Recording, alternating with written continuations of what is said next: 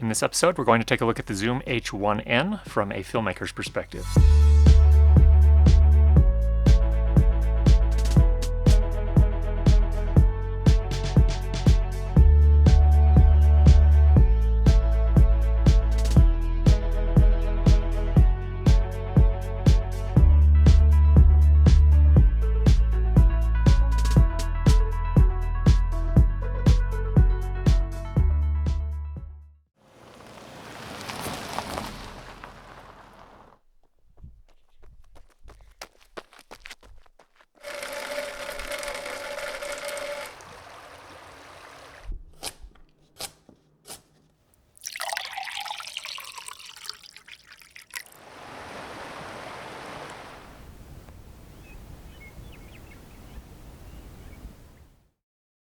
For the Zoom H1n, the H stands for handy, and I think that's really how I think of this recorder. It's a very handy recorder that can be used for lots of different things. The original Zoom H1 was my first field recorder with integrated microphones, and I really learned a lot with that recorder. And in fact, I think that's one thing to think about when you're considering this. I think the Zoom H1n is also a very good learning tool. For those that are learning to record sound, you can learn a lot with this particular device. Let's jump into the build quality. First of all, as far as build, the overall body is made of plastic, but it feels like a fairly high-grade plastic with a redesigned basket around the microphones for protection, while hopefully also allowing sonic transparency, so not affecting the sound in any way. To attest to the quality of the plastic, I did actually drop the H1n accidentally onto a wood floor, and while the battery cover did pop off during that incident, everything works fine. There was no permanent damage, and it looked like it held up nicely. Relative to the original H1, the controls have moved around a bit on the H1n. They are now mostly on the front of the device with the power, lock, delete, and headphone and volume buttons and switches on the side.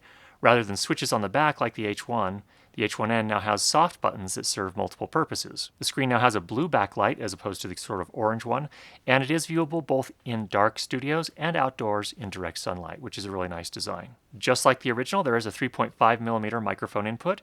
It records to micro SD cards up to 32 gigabytes, has stereo microphones in an XY configuration, and as the name suggests, it is very simple to use. Unlike the original, there is now an input level dial on the front, very much like their higher-end handy recorders. For me, this is a much better way of making adjustments during recording because there aren't button clicks that'll get recorded like on the original H1n.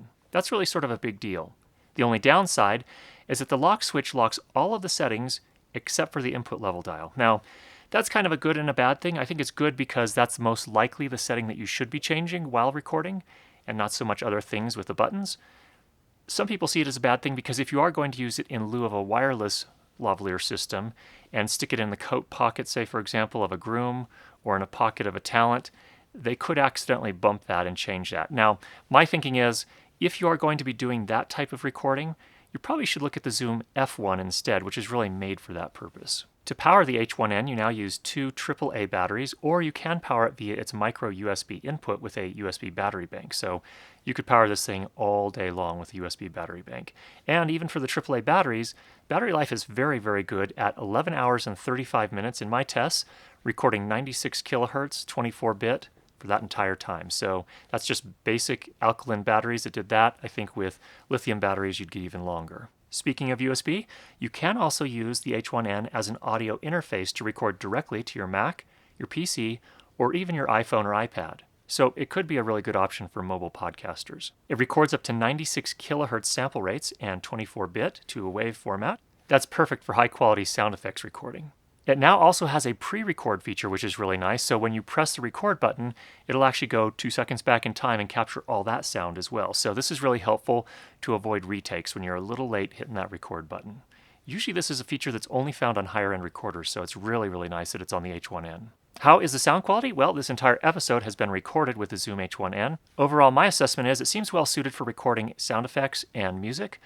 But for dialogue, it seemed a little bit mid-range focused, so it's not my favorite sound for dialogue, but nevertheless, I think it could still be used if you needed to, and you could do some EQ in post. But for sound effects, it seemed to hold up really nicely, and that would be my main use case for this type of recorder. Now, this is not a scientific test, but just to take a look at the overall self-noise produced by the Zoom H1n using its built-in microphones, we did do a recording here in my quiet studio basement, and what we found was that when we normalize the audio to minus 23 LUFS, that the noise floor set at minus 67 dB full scale. So that's with the input level set at 5.5 out of 10. This is with no other processing applied, of course. Even after loudness normalizing that to minus 16 LUFS for distribution on the internet, for example, I think that the noise floor will still sit at a nice healthy level right around minus 60 dB, which is generally what I'm aiming for. For those of you that will be recording with a lavalier microphone, there is again that 3.5 millimeter input, and this is what that sounds like with a Voice Technologies VT500 lavalier mic.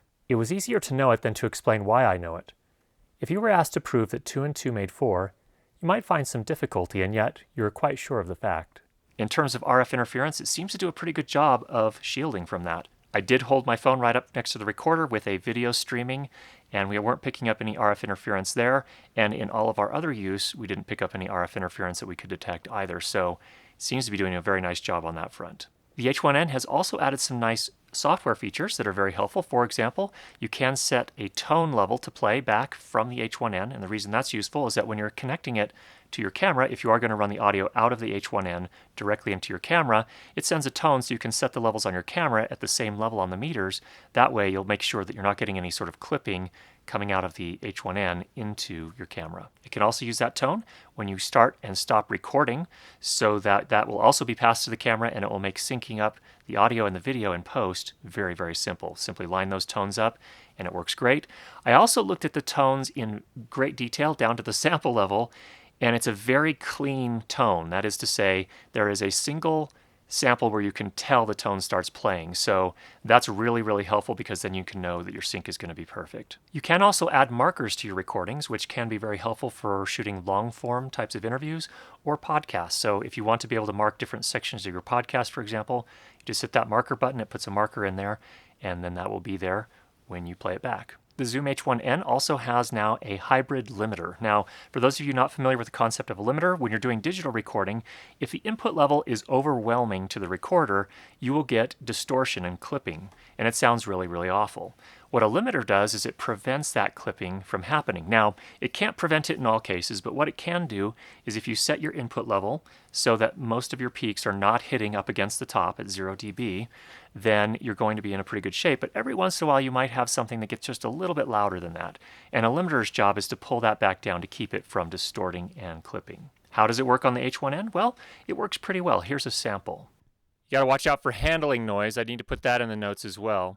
When you are hand holding this, it can get a little dicey. So let's see how we're doing here with the limiter.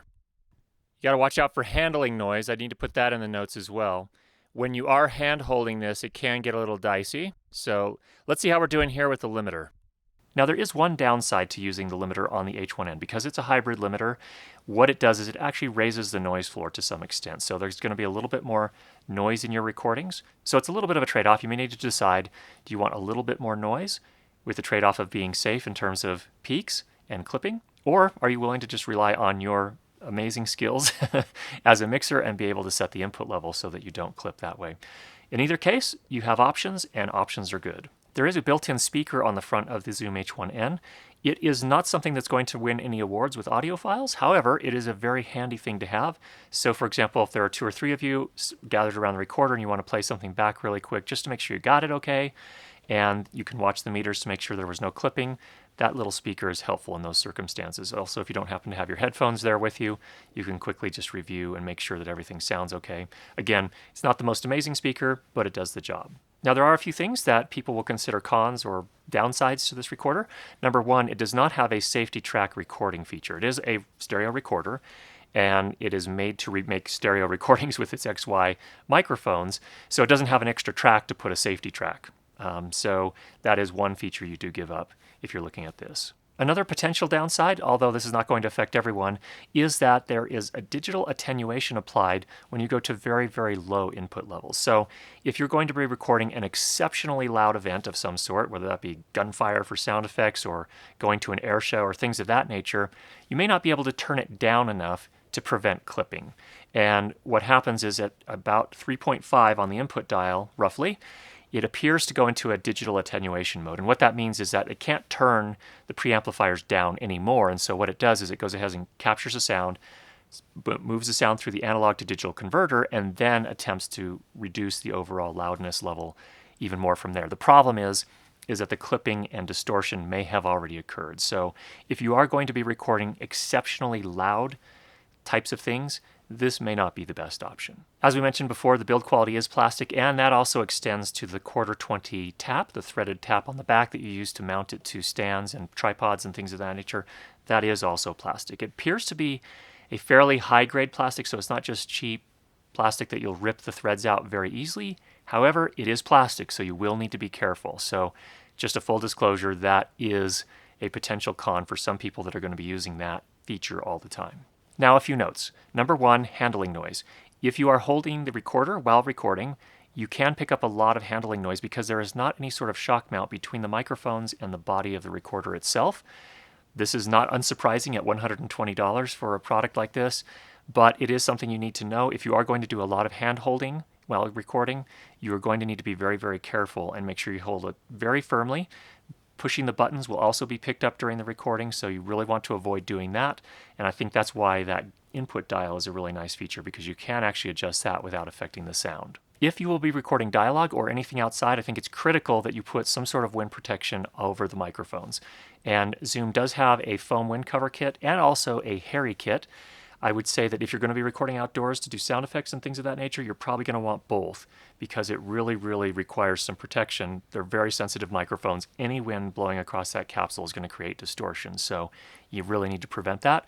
It's not an issue, it's just something you need to know if that's how you intend to use it. One of the biggest questions I think is going to come up is, should I upgrade to the H1n if I already have the H1? Well, I think that depends. If your H1 is producing the results you like and you're happy with it, stick with it.